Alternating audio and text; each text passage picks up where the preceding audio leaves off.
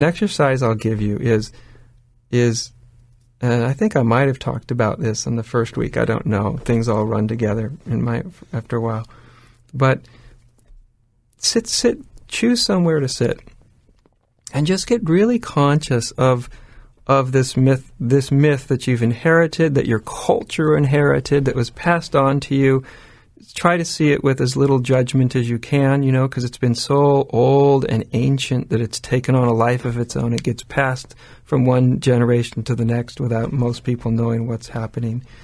And just really sort of feel into that whole mythology of unworthiness, the way it's in your society, it's within yourself, it's within people you know, it's within people you love, it's within strangers you meet.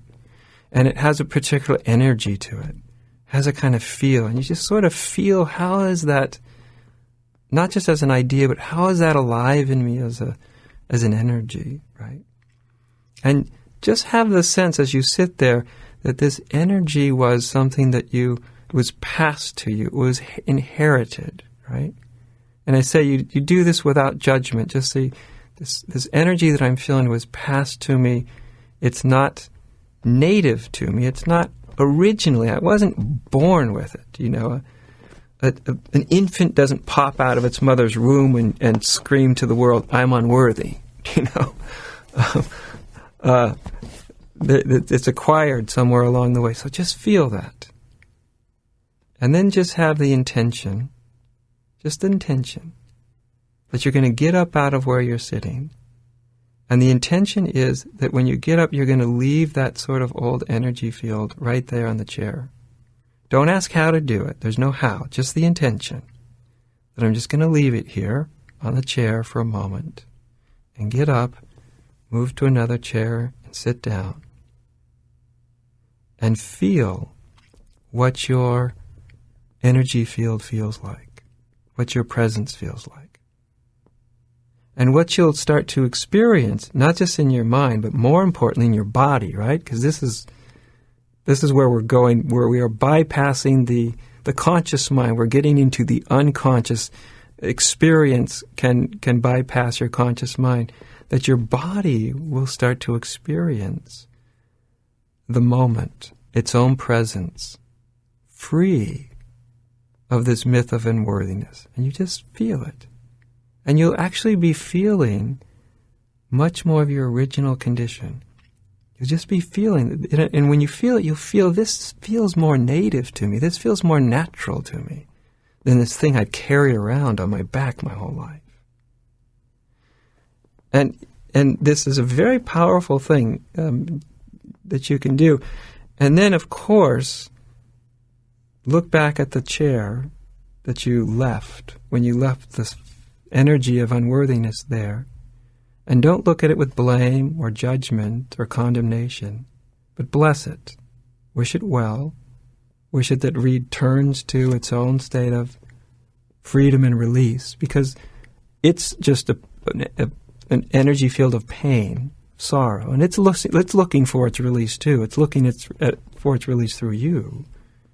And you just bless it and wish it its own release, because if you resent it, if you condemn it, it'll suck right back into you instantly. And so that's where this whole notion of love comes from. You can't resent it. You can't push it away with blame. You have to lovingly wish it that it finds its own freedom.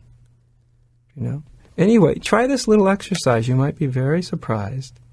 The power of it is that it bypasses your thinking process, and you actually can experience it physically. You can experience the difference in your physical presence when you switch those chairs. And that's what your body needs to have a different energetic reference point, a reference in your feeling, a reference in your presence for something other than the old reference of inadequacy. Because these are feelings, aren't they? Yeah. These are experiences. And you can want to get away from the experience all you want, but if you don't have energetic feeling reference for something different, the old groove will keep pointing out. I will do this, Adya. Thank you. Give it a try, and it's not necessary. Like I said, that usually almost in fact, I've never had anybody that didn't experience some of what I'm talking about the first try. But it does. You can, if another layer comes back, you can always do it again. And you are, remember, what you're trying to do is you're trying to give your physical, your energetic body a different reference point. Because without that, it hears all the teachings, or it can go to the psychologist, it can work through your whole past, but it still doesn't have a different reference point energetically. That can be a really, really key, for your system to go, oh, this is what it feels like. Not only this is what it feels like to have a freedom from that old energy, but this that I'm feeling feels more real and more native and more natural to me. I thought the other thing felt natural because it was there for so long. But when you feel it, you'll feel this feels much more like me.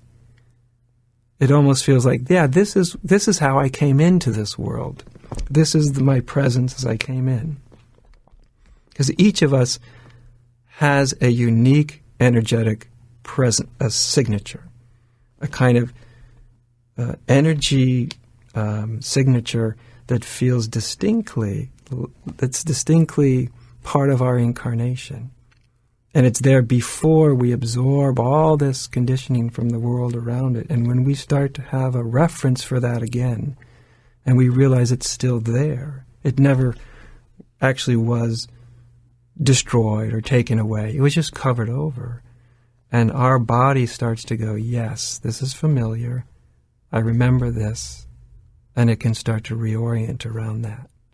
That coupled, with the inquiry stuff that I know you've already probably heard me talk about inquiry, but the inquiry has to be coupled with a different experience inside yourself. Then they become very powerful.